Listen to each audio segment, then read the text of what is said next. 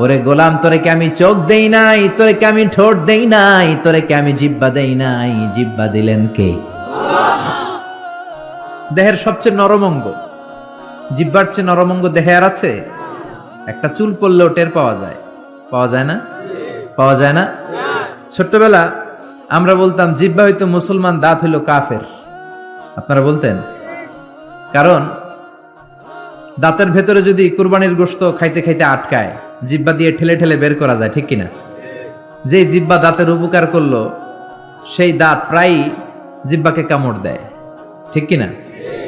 এজন্য আমরা ছোট্টবেলা বলতাম জিহ্বা হচ্ছে মুসলমান, দাঁত হলো কাফের। আবার ছোট্টবেলা ছেলে মেয়েরা বলতো কালো পিঁপড়া গুলো হচ্ছে মুসলমান, লালগুলো কাফের। ওই যে কামড়াইতো, এই কারণে।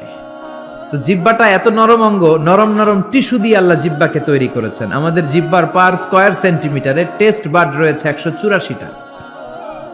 সেই হিসাবে এই ছোট্ট জিহ্বা দিয়ে আপনি কয়েক হাজারেরও বেশি ধরনের খাদ্যের স্বাদ আস্বাদন করতে পারেন। আল্লাহু আকবার।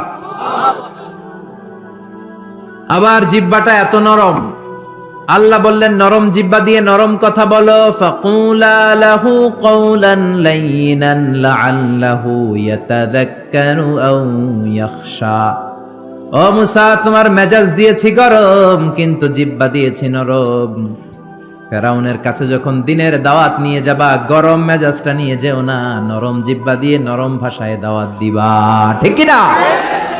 নরম জিহ্বা দিয়ে নরম ভাষায় দাওয়াত দিলে হয়তো ফেরাউনের কলিজাটারেও হেদায়েতের দিকে ঝুঁকিয়ে দিতে পারে কে?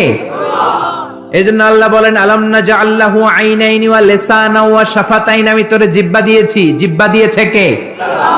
আপনি হিউম্যান অ্যানাটমি নিয়ে যদি একটু চিন্তা করেন, একটু ফিকির করেন, আপনি অবাক হয়ে যাবেন যে আল্লাহ তাআলা কেমন করে আমাদের এই শরীরবিদ্যা, এই অ্যানাটমি সেট করেছেন। যেইখানে যেই অঙ্গটা দেওয়া দরকার আল্লাহ সেটা সেখানে দিয়েছেন।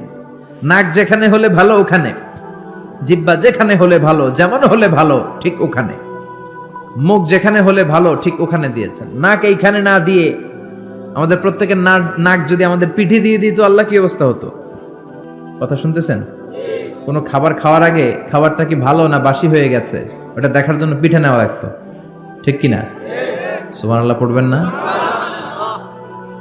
চোখ দুইটা দিলেন এত চমৎকার জায়গা, একসাথে দেখা যায়, নাক দিয়ে শোকা যায়, তারপরে খাওয়া যায়।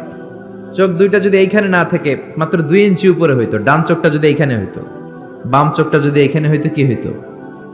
শীতের বিকালে ফুটবল খেলতে যায়, ফুটবলে হেড দিলেই চোখ দুইটা ডিমের মতো পোষ হয়ে যেত।